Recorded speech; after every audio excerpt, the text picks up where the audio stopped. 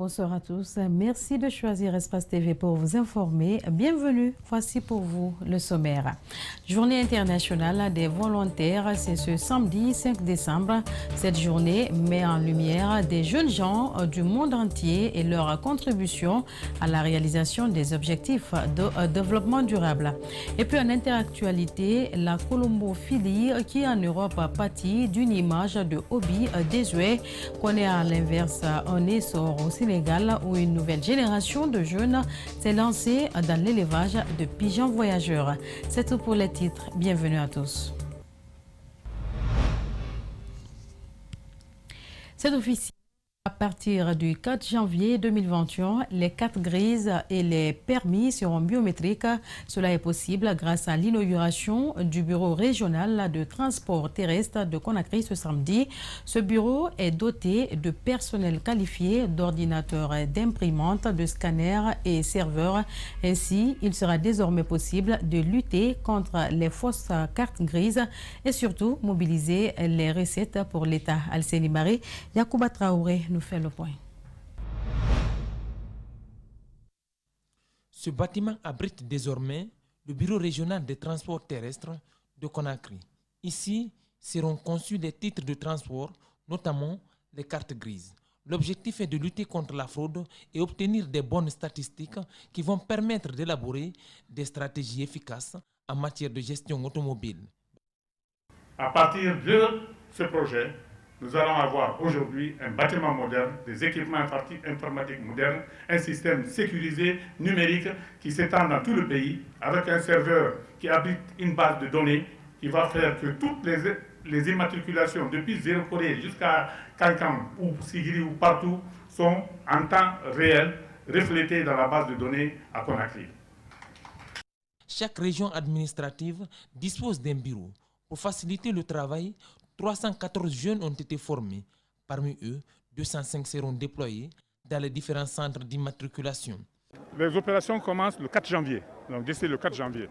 Mais ce ne sera pas une opération ponctuelle. Nous allons l'étaler sur au moins 6 mois pour ne pas amener les ménages à débourser sur une trop courte période le montant qui est nécessaire pour l'acquisition des nouvelles cartes grises. Mais ce sont des montants qui sont relativement modestes, qui vont de 200 000 francs guinéens pour un petit véhicule jusqu'à peut-être un peu plus d'1 million pour les gros camions ou les véhicules agricoles ou les véhicules de travaux publics ou les véhicules miniers. Tous ces centres, y compris les équipements, coûtent 0 francs à l'État guinéen, que cela soit en garantie ou en caution. Il va plutôt générer un intérêt pour la Guinée. Le partenaire, il va prélever 40% des ressources engrangées et il va verser encore au trésor public 60%. Ce qui fait que d'après nos statistiques, la première année seulement va occasionner 75 milliards de recettes rien que pour le trésor public guinéen. Le président de la République met en garde la population et la police à travers une loi qui sera bientôt votée. Un car qui doit transporter 10 personnes, s'il amène une personne de plus, il sera sanctionné. Il y aura un numéro vert. Tout policier qui sera pris en train d'arnaquer, ce qui amène beaucoup d'embouteillages.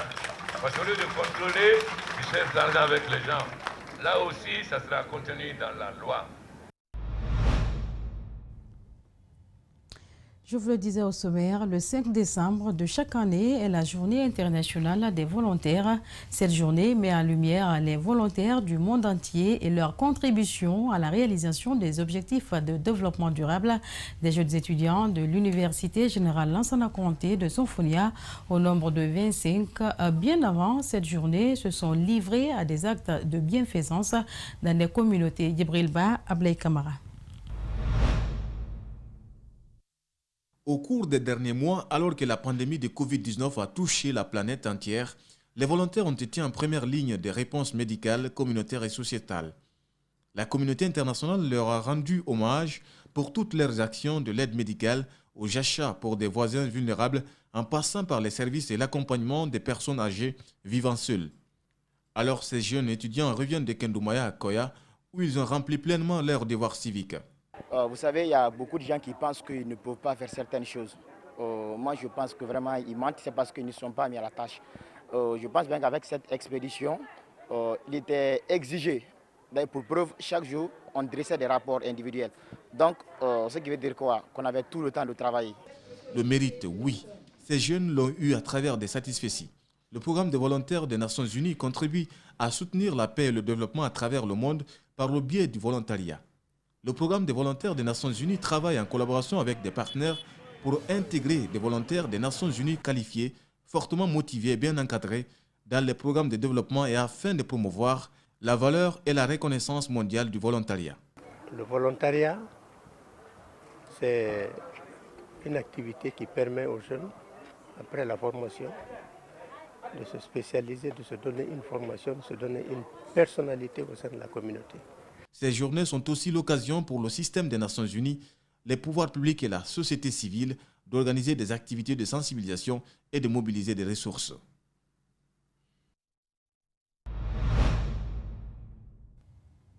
Et puis le Conseil national des organisations de la société civile guinéenne vient de présenter un document juridique contenant des recommandations pour endiguer le blanchiment d'argent et la lutte contre la corruption, une décision qui fait suite aux présumés cas de détournement de fonds publics qui gagnent du terrain ces derniers temps dans le pays.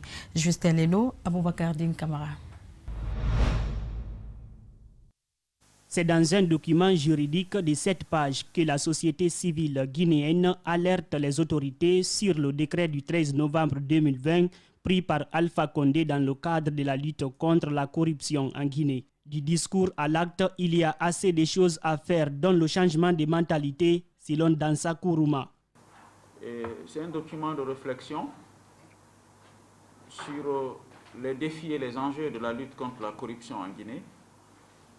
Et vous allez avoir l'opportunité de discuter avec nous sur le contenu du texte, de poser des questions.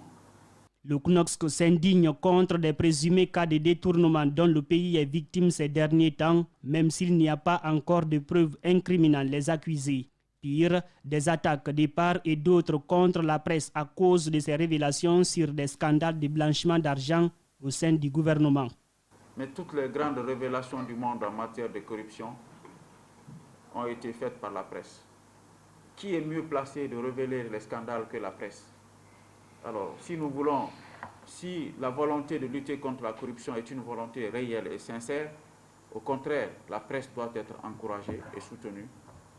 Ce document juridique élaboré par ces activistes guinéens va permettre, selon eux, de mettre fin au blanchiment d'argent qui serait en train de gagner du terrain au sein de tous les secteurs de l'administration guinéenne. Le document est en train d'être déposé auprès des structures étatiques compétentes.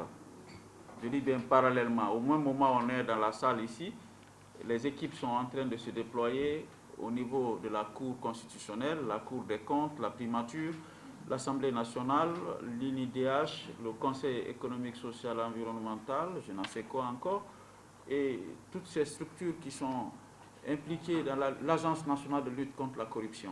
Les derniers présumés cas de détournement d'argent remontent au mois d'août dernier à l'autorité de régulation des postes et télécommunications et le second au ministère de l'enseignement technique.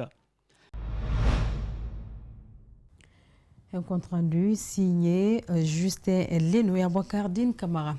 En plus bref et en image, la demande de mise en liberté pour des raisons de santé d'Étienne Soropogui rejetée ces derniers jours. Vous le savez, des informations faisant état de la dégradation de l'état de santé de l'opposant écroué à la maison centrale de Conakry ont fait la une de la presse nationale. Et dans ce cadre, alors, ces avocats ont adressé au juge une demande de mise en liberté pour des raisons de santé afin que celui-ci puisse aller se faire soigner. Selon Maître Salifou Béavougui, que nous avons joint ce jour, cette demande a été purement et simplement rejetée par le juge qui affirme qu'il n'y a aucune preuve que son incarcération affecte son état de santé.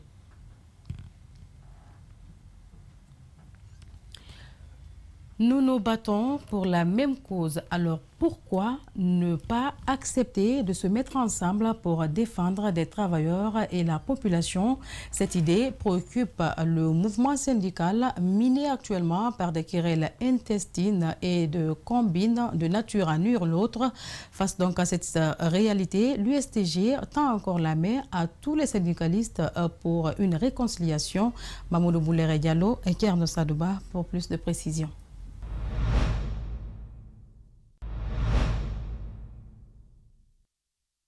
Ablaye Sow se préoccupe toujours pour la réconciliation entre les leaders syndicaux.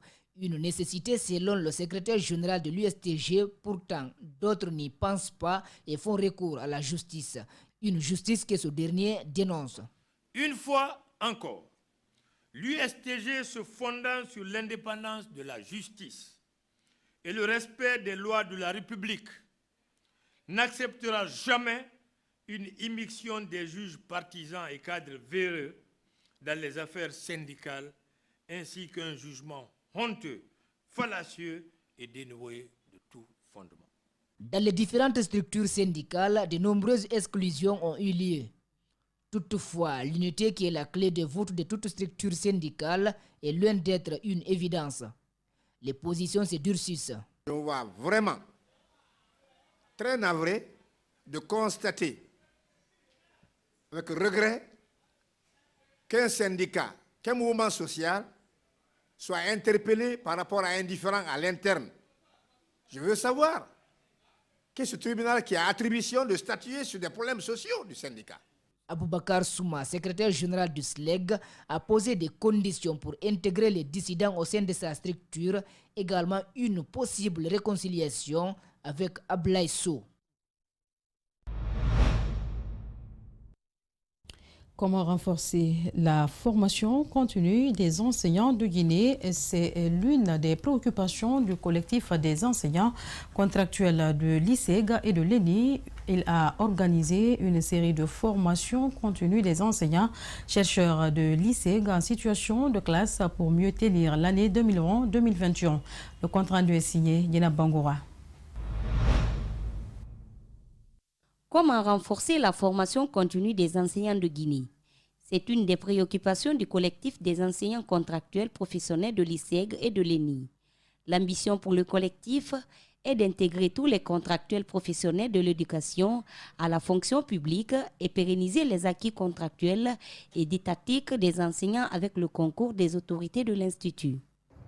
Après avoir renforcé la capacité de plus de 223 enseignants à Conakry, nous voilà aujourd'hui à Kindia pour le même objectif, où plus de 100 enseignants guinéens ont bénéficié de la formation, de la même formation.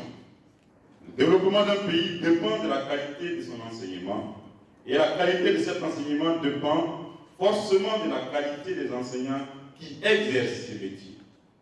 C'est pourquoi il multiplie des formations pour répondre aux aspirations des élèves et parents d'élèves. Notre souci majeur aujourd'hui, c'est de permettre à tous les enfants de Guinée de recevoir la même qualité de formation d'où qu'ils soient, et cela pourrait permettre, dans un futur proche, de diminuer le nombre de délinquants dans la rue.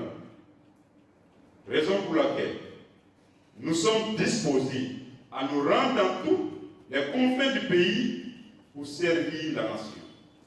Car le patriote est celui qui se sacrifie pour la cause de la nation. Cette coopération enseignante promet d'étendre cette initiative dans le pays pour la bonne marche de l'éducation guinéenne. Une campagne de sensibilisation des riverains des rails de la CBK est en cours. Elle durera 3 semaines et s'étendra de Kaloum à Kouria sur une distance de 60 km. Objectif 0 accident ferroviaire. Cette campagne est menée par des acteurs de la société civile et en partenariat avec la compagnie des bauxites de Kindia. Mamadou Kalisso commente les images d'Ibrahima Souri Kamara. Les voies ferrées sont investies par des marchands ambulants, des piétons, des terrains de jeu, des buvettes, et habitation des fortunes. Cela crée souvent des accidents ferroviaires, entraînant des pertes en vie humaine, des handicaps à vie. Pour réduire ces fléaux, des campagnes de sensibilisation sont régulièrement organisées par la compagnie et des acteurs de la société civile. Les gens qui restent s'asseoir, distraire dans la voie, c'est formellement interdit, c'est pas bon. Le train, pour s'arrêter, quand il freine, il fera plus de 2 km avant de s'arrêter. Donc il ne peut pas s'arrêter brusquement comme un véhicule, ou bien une moto, ou bien un vélo. Donc il faudrait que les gens comprennent ça. Une équipe d'entretien des rails sillonne régulièrement les voies à cet effet, selon ses responsables. Des barrières automatiques sont installées au niveau de chaque passage, des avertisseurs sonores très puissants, des agents de sécurité déployés le long des rails pour sensibiliser. Des acteurs de la société civile préoccupés par les accidents ferroviaires se joignent à eux. Mais, sur le terrain, certains citoyens sont réticents. Et rappeler aussi les enfants, parce qu'il y a les terrains de jeu qui sont là, il y a les garagistes, comme vous l'avez constaté, les ordures, il y a des maquis, comme on a constaté tout de suite derrière là-bas, on a vu des jeunes assis, sont en train de fumer la drogue et faire du n'importe quoi, mais ils ne veulent pas aussi nous écouter, vous-même vous l'avez constaté. Zéro accident ferroviaire, c'est l'objectif de cette campagne. Elle s'étend de Kaloum à Kouria et durera 3 semaines. D'autres moyens techniques sont également employés pour dégager la voie ferrée. On a les radios dans les PK, on a les téléphones, on a une équipe qui est basée, qu'on appelle dispatching. C'est une équipe qui est chargée pour dispatcher les renseignements sur les rails. Quand le train doit bouger, que ce soit en amont ou bien en aval, les gens sont appelés à la minute pour balayer les rails, quoi. Santé, on en parle dans cette édition. Les consultations et traitements cutanés gratuits au compte de la Journée mondiale de la santé de la peau en Guinée ont pris fin hier vendredi dans la sous-préfecture de Kassa. Cette campagne a touché près de 500 malades dans les îles de Los. Bernard Kondoulo, Mohamed Al-Hussein Kamara. Dernière journée de consultation et de traitement gratuit des maladies cutanées dans la sous-préfecture de Kassa. L'activité fait suite à la Journée mondiale de la santé de la peau en Guinée. Près de 500 malades ont été consultés et traités gratuitement durant ces 2 jours par des spécialistes de la clinique dermatologique de Nongor en collaboration avec l'université Gamal Abdel Nasser de Conakry. On a décidé non seulement de consulter, de faire la prise en charge et de distribuer les médicaments. C'est qu'on a eu à faire. Tous qui sont venus, personne n'est parti sans être vu, sans être traité et sans avoir reçu un médicament. Les volontaires se réjouissent de l'intérêt accordé par la population pendant cette campagne. La population a répondu à notre appel. La population a adhéré à la campagne. Et surtout, il y a eu d'autres personnes qui sont venues d'autres horizons, Kindia, Bofa, Conakry et beaucoup d'autres préfectures de la Guinée pour participer. Cette activité a lieu grâce à l'implication de certaines structures à l'international. Au niveau local, on retiendra l'implication des responsables de l'université Gamal Abdel Nasser de Conakry et surtout celle du sous-préfet de Kassa, témoignent les organisateurs. Monsieur le sous-préfet nous a vraiment accompagnés, il nous a soutenus, il a adhéré à ce projet. Il faut le remercier, vraiment il est parmi les personnes qu'il faut vraiment remercier parce que sans lui on ne serait pas là. Il faut aussi remercier le centre de santé, le directeur du centre de santé qui est là, qui a vraiment accepté de nous accueillir à bras ouverts pour permettre à cela. Au-delà de la population de Kassa, des malades en provenance de Conakry et environ ont également reçu des soins gratuits lors de cette campagne. J'ai traversé l'île pour me rendre à Kassa ici pour prendre mon médicament. Je les apprécie beaucoup. Parce que ça, c'est... Ils nous ont lancé l'aide comme ça. Le médicament que je vois comme ça, les boutons là, ça défigure le visage. Donc, je les apprécie beaucoup.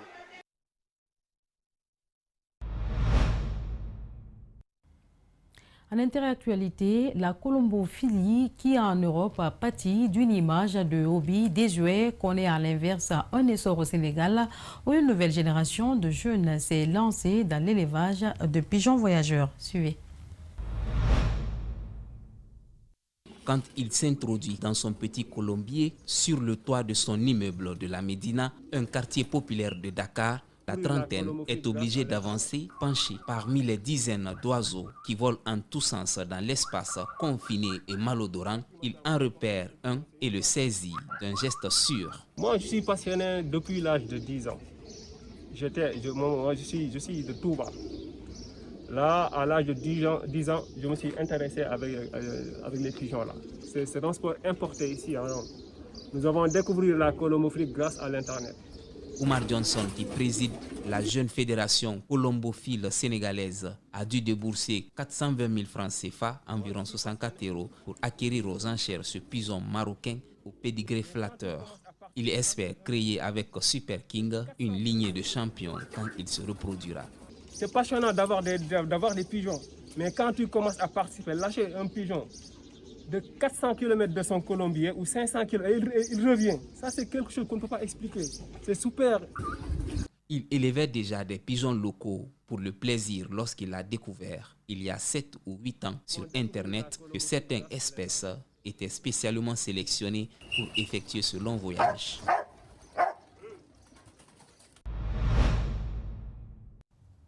Ces images de nos confrères de l'AFP ont été commentées par André Moussier-Milmono qui a d'ailleurs réalisé ce journal. Grand merci à tous de l'avoir suivi. Bonsoir.